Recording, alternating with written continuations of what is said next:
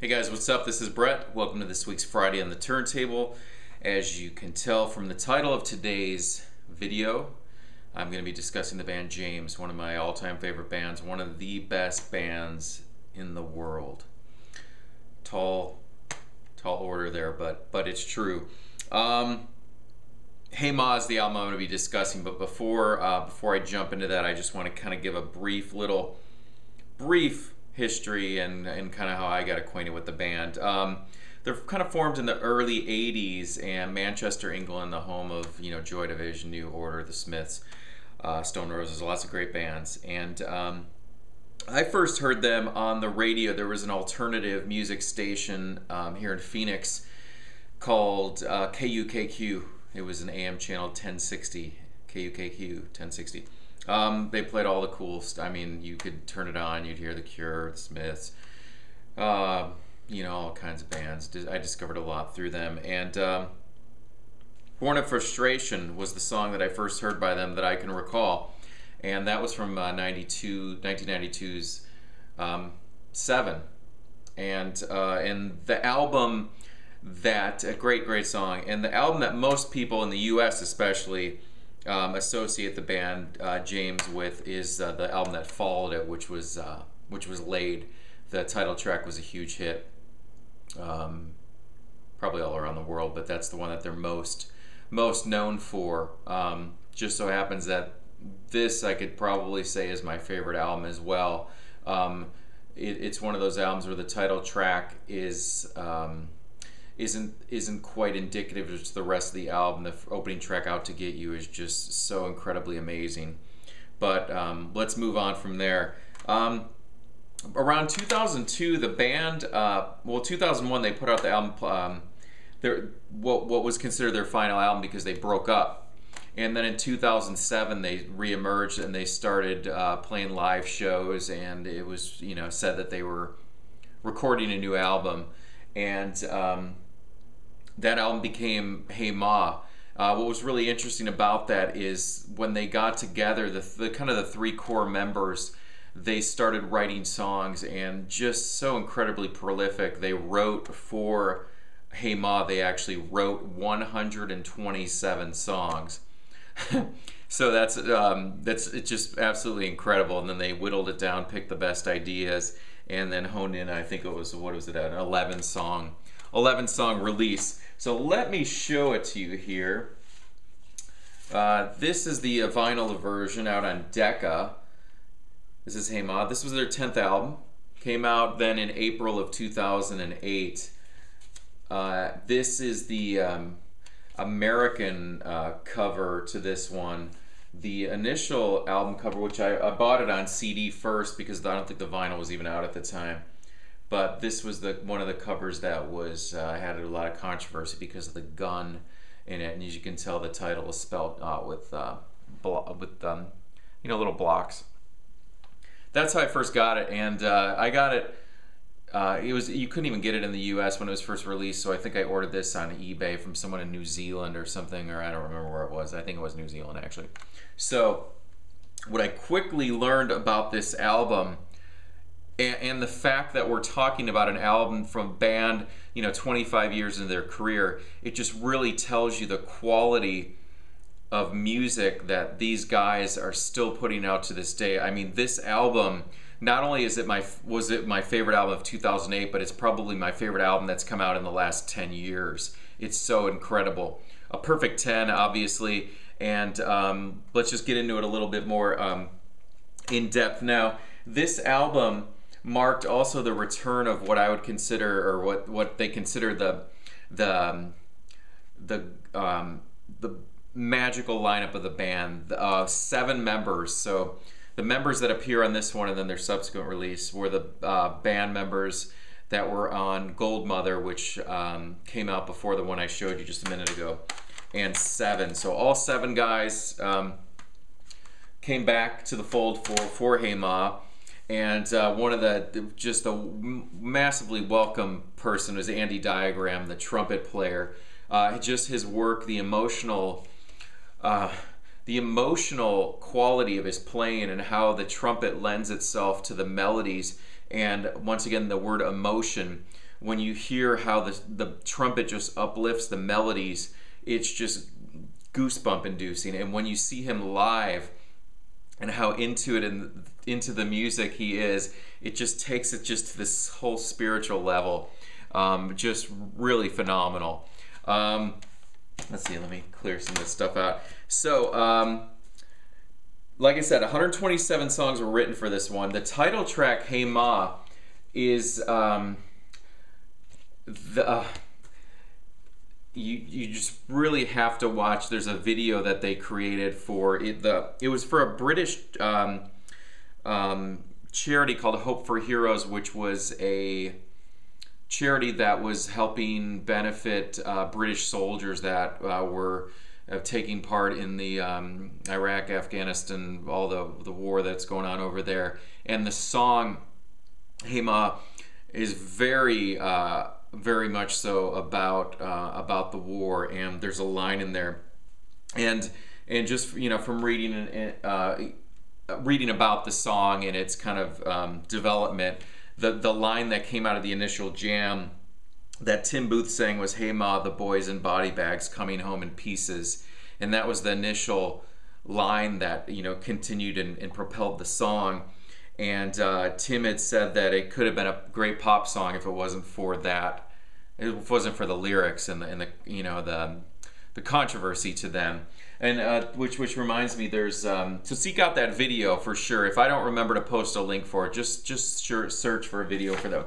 The vinyl comes with an insert which has the lyrics, and it has a really cool stories about the album from each of the members. So that's really interesting, so you can hear about the recording sessions and stuff. So let's move on to this then. There was one single that came out off the album, and that was for a track called Waterfall. So you can see my 7-inch here, autographed actually by all 7 guys, which brings me to another story now about the band James. Now, I've talked about this album, I know, at least once on my channel here, and I know I've talked about the band several times. Around the time of this album's release, I was contacted by a guy in San Diego who, because James had announced some tour dates, and I had never gotten to see the band up until that point because I had tickets to see them. I think it was in 1997, and Tim Booth, the singer, had some health issue. I don't know if he injured his back or whatever, but they had to cancel, so I never got to see them. So they, when they announced tour dates, a guy in San Diego contacted me and through my band Audra's site and said, "I know you're a big fan of James, and they're playing in San Diego. Would you and your brother, your girlfriend, like to come out, and you can stay with us and go see the band James?" So not only does this album have some significance because it's a great album, but it also kind of initiated a great friendship between my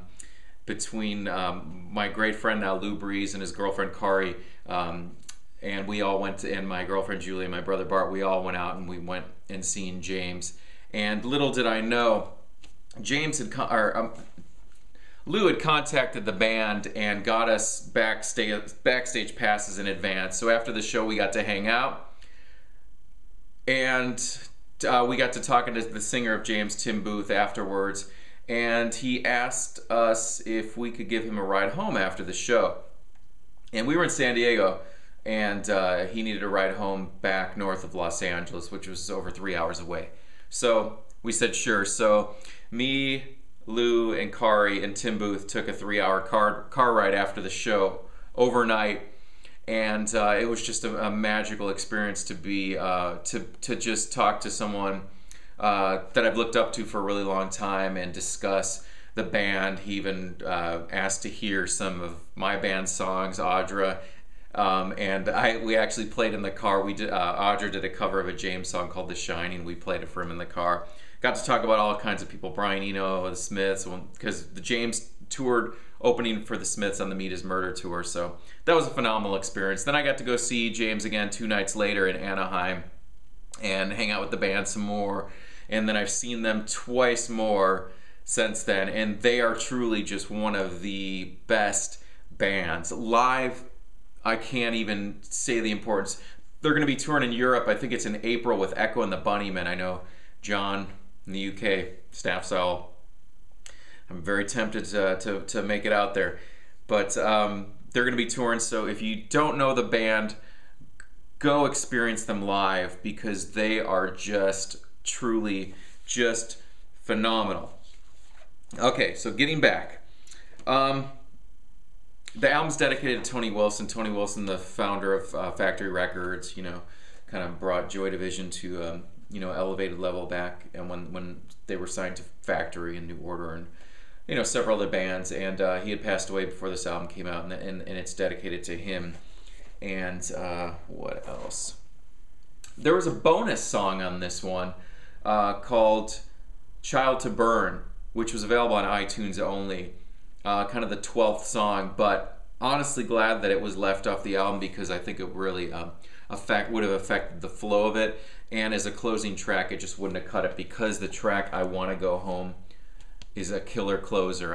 When I did my 100 subscriber contest, I think I might even have showed this one, but I Want to Go Home is just a phenomenal track about a guy sitting at a bar and kind of like at the end of the road, and it's just a really intense, and seeing it live, it's just like massively overwhelming. My favorite tracks on this one, title track Hey Ma, Waterfall, which I showed you, the 7-inch, was actually was inspired by Tim's visit and experience in the waterfall that's in Snoqualmie Falls, which is in Washington, where you see in Twin Peaks, the TV show, you see that waterfall. That's where that was, and that's what that song was inspired by. Oh My Heart, Boom Boom, those are just great tracks. And like I said, the whole album is a 10, and like I said, it's just really says something when a band can produce something this far into their career that is just rivals anything else in their catalog.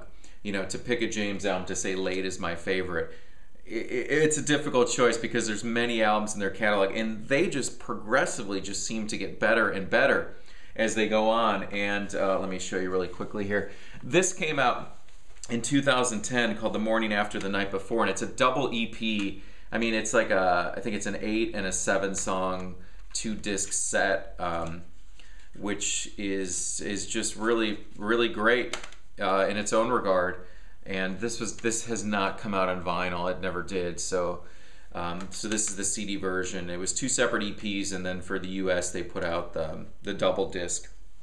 So and then my good friend Jesse, one day he shows up and he brings me this, just like a couple months ago, and it's the poster for the album. So anyways, that was really cool. So okay guys, as you can tell, I really love this band, and this album in particular. It should still be available on vinyl. Grab it.